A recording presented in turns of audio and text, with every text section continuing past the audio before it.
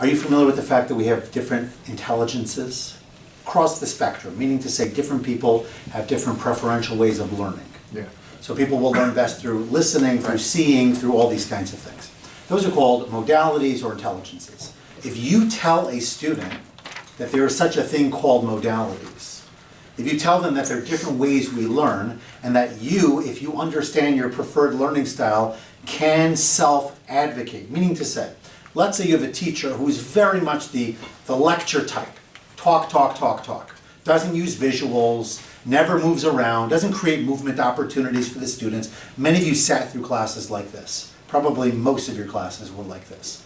So for minimally, if the teacher's not going to do it, if the student knows that through movement, that through creating a visual, that by re-listening, that by whatever it is, I will learn the information better, retain it better, etc. Knowing that helps me be a better student. Does that make sense?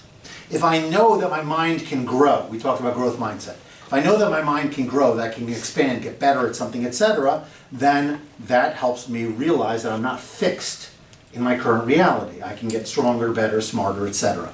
So when you demystify for your people, it helps them and it helps you.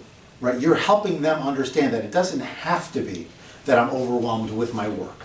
It doesn't have to be that my email is hitting me up 24/7. It doesn't have to be that XYZ reality of the moment is going to be that way forever and ever. You can learn, shift, grow, change to do what's necessary to achieve the outcomes that you seek. So when you lift the veil, like lift the curtain, and you actually tell them the science, the psychology, the best practices, whatever you're learning, it doesn't have to be just here. Anything you learn along the way, if you pass that on to them, and you say, by the way, the reason I'm not available to you all the time is because I don't want to multitask, or I want to give you full attention when it's time, or I can't do the priorities that I must do if I'm dealing with all the minutia all the time. You don't call it minutia to them, but you understand. So you are telling them why you're not so accessible, why you're setting certain hours, why you've changed your approach, why whatever those are, so that they better understand, appreciate, and also hopefully internalize it for themselves.